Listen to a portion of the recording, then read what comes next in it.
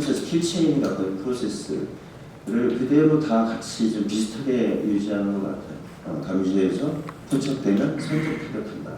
이런 걸로 좀 다 돼 있습니다. 전략사령부 운영 방침도 좀 그렇게 돼 있다는 것이고, 여기서 좀 얘기를 길게 드리긴 어려운데, 미국은 트럼프 1기 정부 때부터 소위 저위력 핵무기를 계속해서 개발하고 있고, 유사시에 쓴다.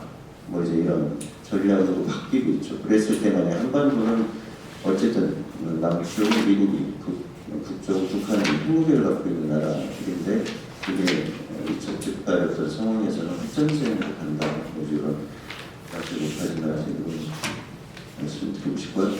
이거는 이제 2004년에 중앙일보에서 나오면서 이제 그동안 그 전에는 썰로 있었는데 이런 것들이 있을 거다, 있다 뭐 이렇게 나왔는데 실제로 확인이 된 거죠. 확인이 됐던 건데 계속 이제 남한군 자체, 한국군 자체도 북한의 통치 전략을 갖고 있다. 충무 3,300에 기사화된 거는 공식적으로 저렇게 자세히 기사화된 거는 충무 3,300 북한이 붕괴했을 때 배치인 거고, 충무 9,000이 이제 주목되는 거죠.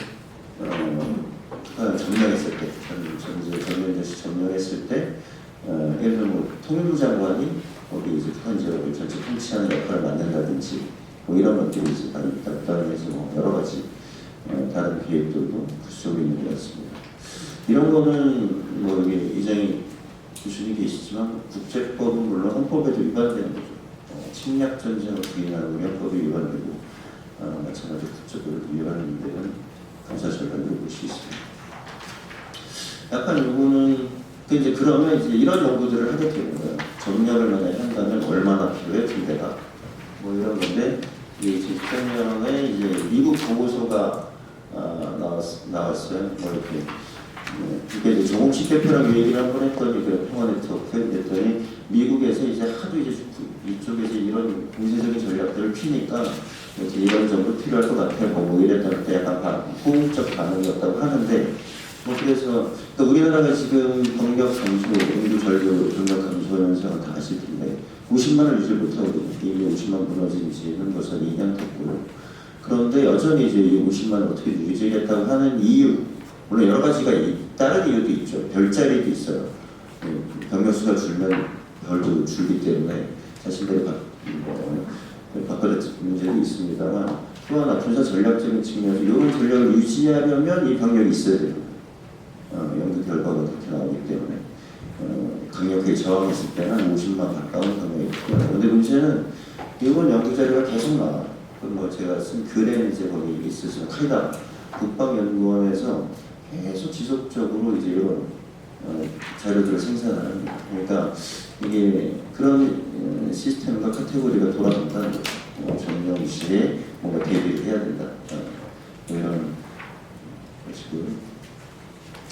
하여튼 뭐 그래서 뭐 말씀드린 얘기를 종합적으로 하면 어쨌든 이게 선제 타격 전략이 모든 어떤 군사 전략에 포함되어 있다라는 것은 전쟁 방어의 가능성을 높인다. 왜냐하면 100% 판단은 있을 수 없기 때문에 우리 공격을 하지 않았는데 설사 미사일을 발사하더라도 그것이 우리를 공격하기 위해서 한 것인지 아닌지에 대한 판단에 있어서의 틀릴 가능성은 굉장히 존재하기 때문에 그런 문제가 있고요. 뭐 마찬가지로 북한 지역에 대한 점령 작전 뭐 이런 거는 저는 즉각 폐기되는 것 같다라고 생각을 좀 합니다. 네, 그래서 뭐 그냥 약간 대안 같은 거 뭐 예전에 이제 이런 시기에 유럽에서 좀 시도를 해봤다는 건데, 어쨌든 좀 공세적인 전략을 방어적인 전략으로 뭐 이렇게 하는, 뭐 오늘 기사가 하나 떴더라고요. 드론 공격을 하면 뭐 이렇게 지휘를 분산시키는 거를 고려하고 있다. 이제 그런 전략 또 이제 뭐 이런 그 분산된 치명성 뭐 이런 이제 표현을 쓰는 건데, 어쨌든 분산해 놓는 등등등. 어쨌든 공격을 해도 그렇게 큰 타격을, 치명적 타격을 주기 어렵다라거나 공격을 해도 성공하기 쉽지 않다라거나 이런 것들을 주로 공격 억제라는 이제 분사적인 용어를 쓰는데, 이런 관점으로 좀 공격의 것들을 좀 전환할 필요가 있지 않냐 이렇게 생각을 해보게 된 거고요. 뭐 그래서 그러니까 이제 그런 안보 전략과 국방 전략은 구별된다고 하거든요. 그러니까 안보 전략은 외교, 경제, 기술, 기능 국가 총체적인 어떤 역량을 통해서 한 국가의 생존과 기밀의 생존과 생명을 지키는. 그런데 그런 측면에서 보면 군사 전략 그 중에 하나의 부분입니다. 근데 우리 사회는 좀 이게 너무 그 하나의 부분이 너무 과대하게 되고 비대해져 있다 이런 생각이 좀 들어서, 그래서 안보를 위해서라면 어떤 구체적인 안보적인 판단, 평화라는 큰 목적을 위한 안보적인 판단 속에서 어떤 군사 전략, 또 어떤 무기 체계는 필요하면 폐기될 수 있어야 된다. 왜냐하면 하나의 수단이기 때문에 그렇다는 거죠.